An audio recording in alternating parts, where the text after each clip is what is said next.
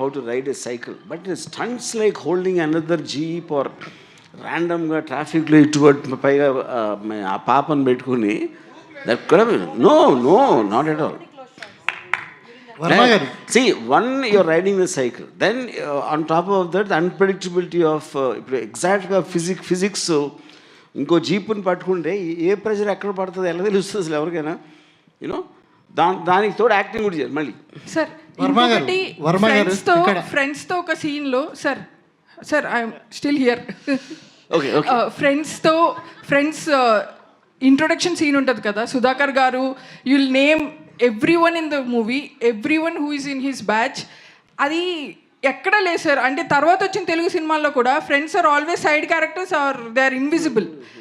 I loved it. అంటే it's very nice you mention this. నేను మొత్తం సినిమాలో నాకు విపరీతమైన కన్ఫ్యూజన్ నాకు టేకింగ్లో వచ్చింది ఆ సీనే మీరు చెప్పింది sir. I don't know how to do that and ఆస్ట్ Gopal Reddy cameraman అడిగాను, తర్వాత కెమెరా అసిస్టెంట్ శ్రీనివాస్ రెడ్డి అని, ఇంకోరు అసిస్టెంట్ డైరెక్టర్ అని. వాళ్ళందరూ ఎంత చెత్త ఐడియాలు చెప్పారంటే ఆ ఇన్స్పిరేషన్తో వచ్చింది ఇది.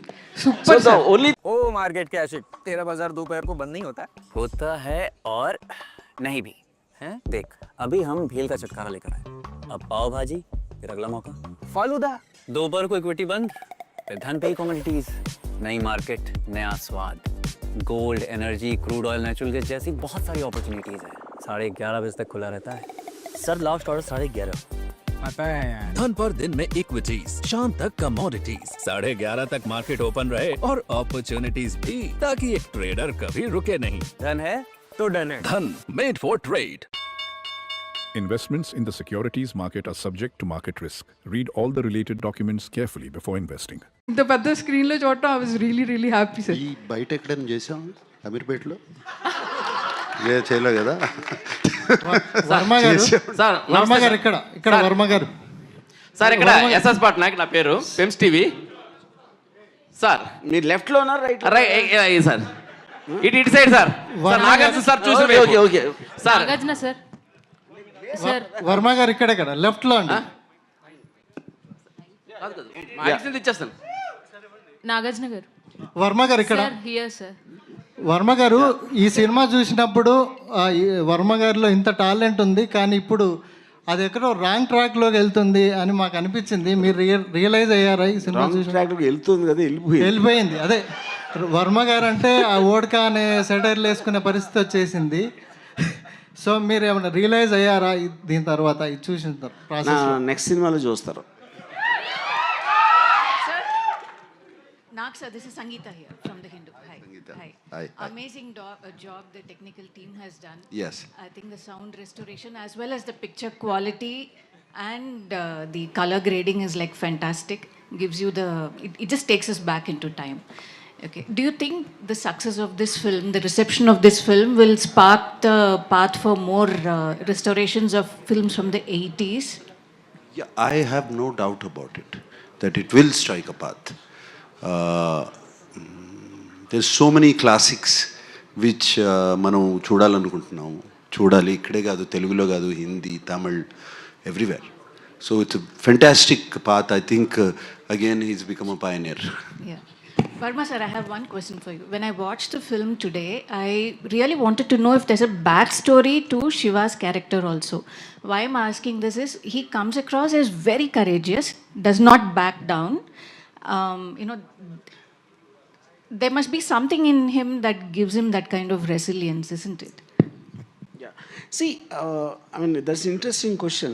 To start with, I always believed that to tell a backstory is actually somewhere kind of kills the anticipation of a character.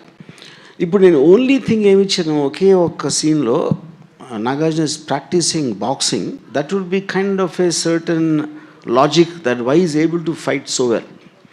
అదే చాలా సటిల్గా దాంట్లో ఇంకొక లవ్ సీన్ ఉంది, అమలాతో చిన్న కామెడీ ఉంది, అది అంత. దాన్ని మించి అసలు నేను ఎప్పుడు I didn't explain why exactly is able to fight such dangerous goons or whatever.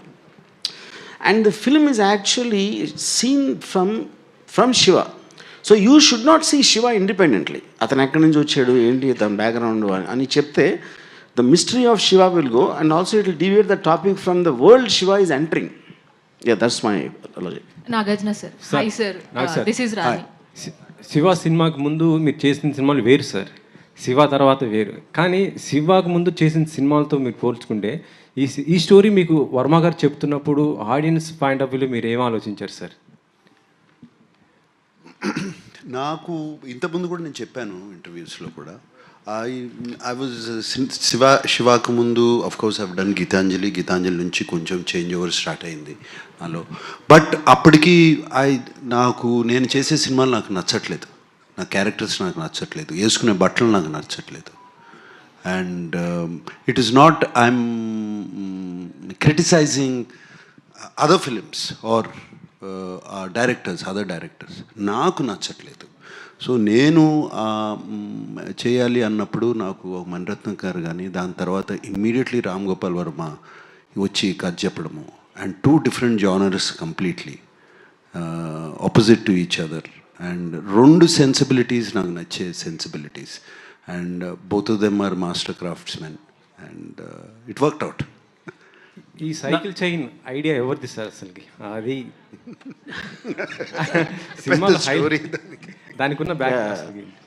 See, cycle chain idea, the basic concept, because Nagarjuna is a student. He came to study. He never came to hit someone or fight someone. But he was forced into a situation. తన ఎదురుగా ఒక అమ్మాయిని dash కొట్టి వెళ్ళిపోతూ ఉంటే, and he resisted. And those guys were waiting for him. So I wanted a weapon which can be found there. He shouldn't be carrying a weapon. ఇప్పుడు వాళ్ళు అంటే రాడ్లు గీడ్లు అన్నీ తీసుకొచ్చారు ఇంటెన్షన్ కొట్టడానికి. That was not Nagarjuna's intention. So first punch కొట్టిన తర్వాత the fact that they are all getting ready for the weapons and he needs a weapon. I still can't continue with the hands. So weapon అక్కడికక్కడ ఏం చేస్తారు అంటే cycle chain అని, that was idea. Because if you already got something దెబ్బలాట్లోకి వెళ్తానని, that will make him look as bad or as same as them. I wanted the difference to be created. When he has the courage, he can make a weapon out of something which is available at that time. Yeah. అసలుకి ఈ Shiva thought అనేది మీకు ఎప్పుడు వచ్చింది sir అసలుకి? Sir ఏది Shiva thought? Yes. Yeah. Shiva thought came because I'm a very, very big fan of Bruce Lee in my teens and all that. So అప్పుడు నేను ఊరికనే తిరుగుతున్నప్పుడు I was actually having a script of రాత్రి, the horror film. అంటే నేను అప్పుడు ఆ టైంలో ఐ వాజ్ నెవర్, అంటే ఏదో చిన్న హారర్ సినిమా చేద్దాం, నాగార్జునతో చేద్దాం, లేకపోతే యాక్టర్ అంటే ఆ moment because I didn't even think Nagarjuna will do. అప్పుడు Venkat why don't write something for Nagarjuna అన్నారు స్క్రిప్ట్. నేను అప్పుడే అంతకు ముందు రోజు for the 15th time I saw Return of the Dragon, Bruce Lee.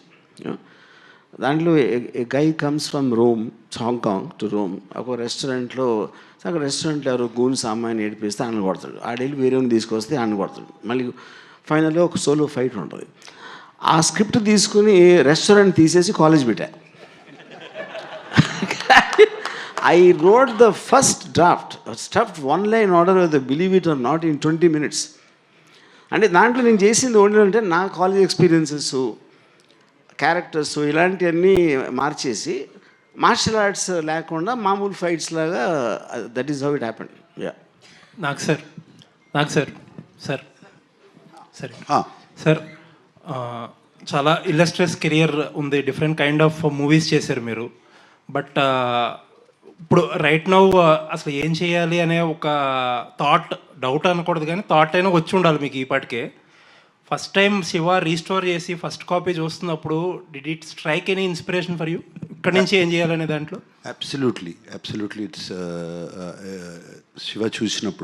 Shiva చూస్తాం కన్నా కాకుండా రాము 36 years తర్వాత శివ గురించి ఒక నోట్ రాసి పంపాడు నాకు, శివ క్యారెక్టర్ గురించి, వాట్ ఈజ్ శివ అని. అండ్ అది నేను డిస్కవర్ చేశాను ఇప్పుడు మొన్న నేను ఇప్పుడే డిస్కవర్ చేశాను శివ క్యారెక్టర్ ఏంటి అని.